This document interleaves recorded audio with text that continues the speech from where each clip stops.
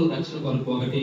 రెండో విషయానికి వచ్చేసరికి ఆయన ఒక విషయం ఏంటంటే ప్రపంచ మానవాళికి యేసుక్రీస్తు వారు ఒక శాంతిదూతగా, ఒక శాంతికరమైన వ్యక్తిగా ఆయన మనం చూసుకోవచ్చు. ఆయనలో రెండు విధాలు మనం చూస్తాము. అదే విధంగా రోమీయులకు రాసిన పత్రిక మనం ఒకసారి చూసుకున్నట్లయితే 6వ అధ్యాయం 23వ వచనం మనం ఒకసారి చూసుకుందాం.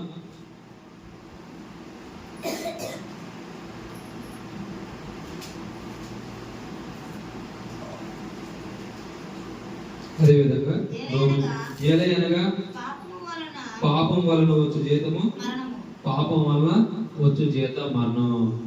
పాపం వలన వచ్చు జీతం మరణం అంటే ఏంటంటే మనం ఒకవేళ యేసుక్రీస్తు వాళ్ళు రక్షణ పొందకపోతే ఏమో మనం పాపంలోనే చనిపోయే వారిగా ఉంటాము. అలాంటి పాపంలో మనం చనిపోయే వారిగా ఉంటే మనకి నిత్య జీవం ఉంటుందా? నిత్య జీవం ఉండదు. ఒకవేళ మనం బాప్టిజం తీసుకొని కూడా అదే పాపంలో కంటిన్యూ ఒకవేళ కొనసాగితే మనకు మళ్ళీ నిత్య జీవం ఉంటుందా? ఉండదు. దేవుని వాక్యం ఏం సెలవు చేస్తుందంటే ఏలైనా పాపం వల్ల వచ్చే జీతం మరణం. ఒకవేళ పాపం చేస్తే జీతం ఏమొస్తుంది? మరణం వస్తుంది. మనం ఒక పని చేస్తే ఏమొస్తుంది? డబ్బులు వస్తాయి, వస్తాయి. మనం ఏదైనా పనికి కూలి పనికి మనం పోయినట్లయితే మనకి ఏమొస్తుంది? జీతం ఏమొస్తుంది? కూలి పనికి పోతే మనకి కూలి పనికి పోతేనే జీతం వస్తుంది, వస్తాం. సరే ఒక ఎంప్లాయ్ ఒకవేళ మంచి పొజిషన్ ఉంటే ఎవరైనా కానీ ఏదైనా ఎవరు చేసినా కానీ దాన్ని ఒక వర్క్ అంటారు కానీ ఒక పని అంటారు కానీ ఏ పని చేసినా కానీ ఒక వర్క్ అంటారు, ఒక పని అంటారు. దానికి ఏమైంది? మంత్లీ శాలరీ లేకపోతే జీతం ఏదో అంటారు. అదే విధంగా ఇక్కడ పాపానికి ఏమి ఇస్తా ఉన్నాడు దేవుడు? మరణాన్ని ఇస్తా ఉన్నాడు. ఒకవేళ మరణం అంటే రెండు మరణాలు ఉంటాయి. ఒకటి ఈ లోక సంబంధమైన మరణం ఒకటి ఉంటుంది, పరలోక సంబంధమైన మరణం ఉంటుంది. ఒకవేళ మనం ఈ లోక సంబంధమైన మరణం మనం చనిపోయినా కానీ దేవుడిలో ఇష్టం ఉండి ఆయనలో మనం బాప్టిజం తీసుకున్న తర్వాత మనం అంతవరకు నమ్మకం ఉండి దేవుడు ఏమంటున్నాడు? మీకు జీవకిరీటం ఇస్తా అంటున్నాడు. అట్టి జీవకిరీటం మనం పొందుకున్న తర్వాత ఈ లోకంలో మనం మరణించినా కానీ ఒకవేళ పైన మనకి దేవుడు నిత్య జీవం ఇస్తా అంటున్నాడు. అలాంటి నిత్య జీవం మనం పొందుకోకుండా మనం బాప్టిజం తీసుకున్న తర్వాత లోకాంతరంలో కలిసిపోయి మళ్ళీ యథావిధిగా మన పనులు మనం కొనసాగుతున్నట్లయితే ఒకవేళ ఈ లోకంలో మరణించిన తర్వాత మన ఆత్మ కూడా ఎక్కడికి వెళ్తుంది? ఆరని అగ్నిలోకి వెళ్తుంది. అప్పుడు ఏమైతే మనం రెండు విధాలు మరణించేవారు అవుతాము. కానీ అక్కడ అగ్ని ఆరదు, తురుగు చావదు. మనం ఒకవేళ ఎండాకాలం అయినా చలికాలం కొద్దిగా పొయ్యి కాడికి పోతే కొద్దిగా ఎచ్చమంటది కానీ కాసేపు ఉండగలం. కానీ ఎండాకాలం మంచి ఎండకి మనం మధ్యాహ్న కాలంలో మనం ఎండకి ఒక 48-50 డిగ్రీల ఎండలో మనం బయటికి పోగలమా? పోలేము.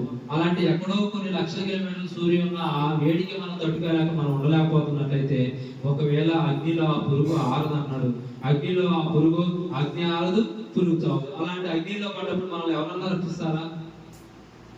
అసలు రక్షించే వ్యక్తి మన కుటుంబంలో మనకు ఒక వ్యక్తి మనకు అంటే ఈ లోకానుసారంగా మనం ఒకసారి మనం చూసుకున్నట్టయితే నేను ఏదైనా ఇబ్బందులలో ఉంటే నా తమ్ముడు నన్ను రక్షిస్తాడు ఆర్థికపరంగా, లేకపోతే మా నాన్న నన్ను రక్షిస్తాడు ఆర్థికపరంగా, లేకపోతే నేను ఏదైనా ఒకవేళ కొట్లాడికి ఏదైనా గొడవలు పోయినా కానీ మా నాన్న ఉన్నాడు నన్ను విడిపించడానికి ఏదైనా చేస్తాడని ఈ లోకానుసారంగా మనం చూసుకున్నట్టయితే వాళ్ళున్నారు వీళ్ళున్నారు మనం ధైర్యంగా ఉండవచ్చు ఏమో. కానీ పొరపాటున ఒకవేళ పరలోకంలో మనం అక్కడ నిత్య నరకానికి మనకి వెళ్ళినప్పుడు మనకు తండ్రి అయిన దేవుడు ఏం చేస్తాడు?